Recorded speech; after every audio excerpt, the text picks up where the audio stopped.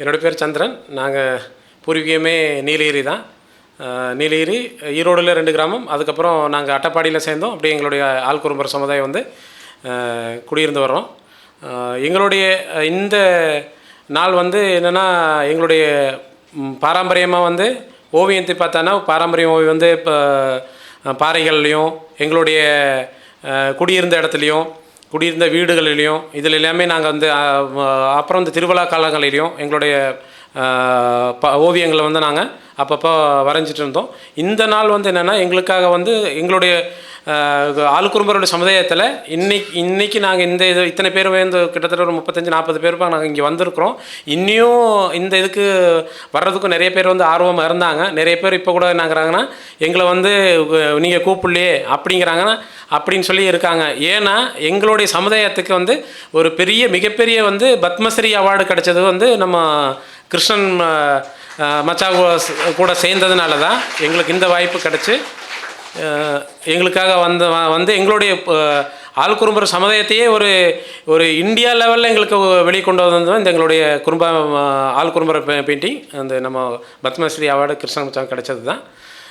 அந்த இதில் பார்த்தோன்னா எங்களுடைய ஓவியம் பார்த்தோன்னா, முதல்ல வந்து நாங்கள் குடியிருந்ததில் பாறைகளில் இருந்தது. பாறைகளில் இருக்கும்போது நம்மளுடைய விவசாயம் பற்றியும் இது தெய்வ வழிபாடு பற்றியும், அப்புறம் எங்களுடைய விளையாட்டுகளை பற்றியும், அப்புறம் வந்து எங்களுடைய வேட்டையாடுதல் பற்றியும், இந்த மாதிரிலாம் எங்களுடைய நீலகிரியில் பார்த்தாலும் அங்கேயே நிறைய பாறைகளில் அந்த பாறை ஓவியங்கள் இருக்குது. அது கூட வந்து இப்போ நாங்கள் வந்து என்னென்னா, அந்த காலத்தில் இப்போ இருக்கும்போது இல்லைன்னா எங்களுடைய வீடு பார்த்தோன்னா எல்லாமே இந்த நாங்கள் குறும்பா பெயிண்டிங்கில் வரைஞ்சிருக்கிற வீடு இருக்கு இல்லைங்களா, இப்போ பில்லு போட்டு அதில் வந்து மூங்கில் கட்டி அதில் வந்து மண் பூசி அதுக்கு மேலே நாம் என்ன பண்ணோன்னா, அந்த இன்னொரு மண்ணை எடுத்துகிட்டு வந்து அதில் பூசி அதை ஒரு கோட்டு பூசிட்டு அது மேலே நாங்கள் வந்து எங்களுடைய கையால் ஓவியங்கள் வரைஞ்சிருந்தது. சாம்பல் வச்சு அப்புறம் வந்து பச்சை இலைகளை வச்சு வந்து அந்த ஓவியங்கள் வரைஞ்சிது. இப்போ என்னென்னா, காலப்போக்கில் என்னாச்சுன்னா, அந்த இதெல்லாமே அரசாங்கத்தை நம்பி நாங்கள் இருக்கும்போது அந்த வீடுகளில் வந்து ஓடு வீடாக இல்லை ஓடு இல்லை அந்த நம்ம டெரஸ் வீடாக வரும்போது அதில் வந்து இப்போ அந்த வீடுகள் இருந்த ஓவியங்கள் கம்மி. இப்போ நீலகிரியில் பார்த்தா ஒரு 4 கிராமத்தில் மட்டும்தான் அந்த இருக்கிற வீடு சுவர்கள்லேயும் எல்லாமே அந்த ஓவியம் இப்போது இருக்குது. அது வந்து ரொம்பவே எங்களுடைய கிராமம் பார்த்தேன்னா ரொம்பவே வந்து 6 கிலோமீட்டர் 7 கிலோமீட்டர் 10 கிலோமீட்டர் உள்ள ஃபாரஸ்ட்குள்ளே இருக்கிற கிராமம் தான். இப்போ எங்களுடைய பத்மஸ்ரீ அவார்டு வாங்கின கிருஷ்ணாமச்சா ஊரு கூட இப்போ நாங்களே நடந்த 3/4 மணி நேரம் நடப்போம். நீங்கள் நடந்தாங்கன்னா ஒரு 2 மணி நேரம் 2.5 மணி நேரம் ஆகும். அவ்வளோ தூரம் நடக்கணும். ஒரு மேடு ஏறி மறுபடியும் மட்டமாக போய் அதுலேருந்து மறுபடியும் கீழே இறங்கணும். இவ்வளோ தூரத்தில் தான் நாங்கள் ஆள்குறும்பர் சமுதாயம் வந்து குடியிருந்து வந்திருக்கிறோம். அப்படி இருக்கும்போது பார்த்தோன்னா, இப்போ அந்த பாறை ஓவியங்கள்லேருந்து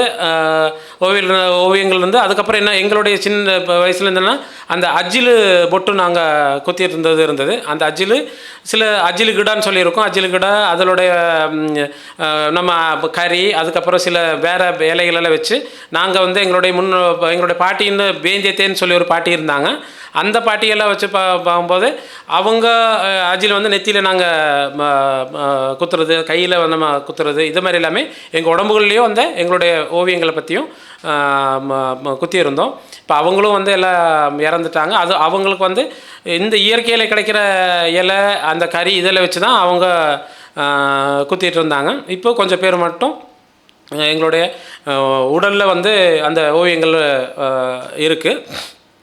இப்படி தான் வந்து எங்களுடைய ஓவியத்துக்கு இது பண்ணி அதுக்கப்புறம் காலப்போக்கில் என்னென்னா, இப்போ பாலா மச்சான் அவர் சொன்ன மாதிரி வந்து இதை வந்து என்ன பண்ணணும், இதை வந்து வெளியில் இதை வந்து ஒரு வாழ்வாதாரமாக நம்ம வந்து அதை கொண்டு போகணும் அப்படிங்கிறத வச்சு தான் அதை வந்து பேப்பர்லேயும் துணியிலையும் வரைஞ்சி ஒரு 28-30 வருஷத்துக்கு முன்னாடி இந்த காலகட்டத்தில் வந்து நாங்கள் அதை வந்து வெளியில் கொண்டு போய் இப்போ நாங்கள்லாம் வந்து என்ன பண்ணுறோம் வெளியில் வந்து அந்த பேப்பரில் வரைஞ்சி விற்கிறதுக்காகவும் துணியில் வரைஞ்சி நாங்களே வந்து அதில் உடுத்துறதுக்காகவும் இந்த மாதிரி நாங்கள் கொண்டு வந்திருக்கிறோம். இந்த ஓவியம் வந்து இப்படி தான் படிப்படியாக வந்து எங்களை வளர்த்து ஒரு பத்மஸ்ரீ அவார்டு வரைக்கும் எங்களை கொண்டு வந்து சேர்த்திருக்குது. அதுக்கப்புறம் பார்த்தோன்னா எங்களுடைய ஆள்குறும்பர் சமுதாயம் வந்து தேன் எடுக்கிறதுல வந்து ரொம்ப ரொம்ப முக்கியமான ஆவங்க. தேன் எடுக்கிறதுல பார்த்தோன்னா ஒரு 4 வகை தேன் இருந்தாலும் ரொம்பவே வந்து சின்ன சின்ன தேன் வந்து என்னென்னா அந்த குச்சி தேனுன்னா அந்த வந்து என்னென்னா அது எங்கள் பஸ்ஸில் கோலாஜேன்னு சொல்லுவோம். அது சின்ன சின்ன புதாரில் இருக்கும். தொடுவை ஜேன்னு சொல்லி அந்த பொந்துகளில் இருக்கும். அதுக்காக எஜ்ஜேனுங்கிறது வந்து பெரிய பெரிய மரத்துலேயும் பாறையிலையும் இருக்கும். எங்கள் கிராமத்தில் பார்த்தோன்னா பெரிய பாறைகளில் தான் அதிகமாக இருக்கும். அந்த இருக்கும். அதுக்கப்புறம் பார்த்தா நெஜரு ஜேன்னு சொல்லி அந்த நம்ம தமிழில் என்ன சொல்லுவோம், கொசு தேன்னு சொல்லுவோம். இந்த மாதிரி 4 வகை தேன். அதில் 4 வகை தேனுமே ரொம்பவே வந்து ரொம்ப மருத்துவத்துக்கு நாங்களும் பயன்படுத்தியிருந்தோம். அப்புறம் எங்களுடைய குழந்தைகள்லேருந்து, எங்களுடைய பெரியவங்கலேருந்து, எங்களுடைய குலதெய்வம் பற்றி ஒரு வேலமச்சா சொன்னார். அதேமாதிரி தெய்வத்துக்கும் நாங்கள் வந்து தேன் ஒரு முக்கியமாக அதை எடுத்து நாங்கள் அதை பயன்படுத்தி வந்திருந்தோம். அப்புறம் உணவுலேயும் நாங்கள் வந்து நிறைய வகையில் உணவுலேயும் வந்து தேனை பற்றி கீரை பொரி பண்ணி, அப்போ கீரை மாவு பண்ணி, அந்த பெலாச்சோலை கிடைக்கும்போது அதில் இது பண்ணி, அப்புறம் எங்களுக்கெல்லாம் வந்து நம்ம தூரமாக இருக்கும்போது அந்த காப்பி நாங்கள் என்ன பண்ணுவோம்னா வறுத்து அரைச்சி அந்த பொடி பண்ணி அதை தான் நாங்கள் காப்பி இது பண்ணுவோம். அந்த காப்பிக்கு வந்து வெல்லமோ சர்க்கரையோ வந்து வரணும். மார்க்கெட்டுக்கு வந்து 8 கிலோமீட்டர் 6 கிலோமீட்டர் 10 கிலோமீட்டர் வரணும். அதுலேயும் தேன் எல்லாமே ஊற்றி நாங்கள் காப்பிலையும் சாப்பிட்ருந்தோம். அப்புறம் கொஞ்சம் உப்பு போட்டும் சாப்பிட்ருந்தோம். இப்படி தான் எங்களுடைய உணவு வகையிலையும் தேன் வந்து பயன்படுத்திகிட்டு இருந்தோம்.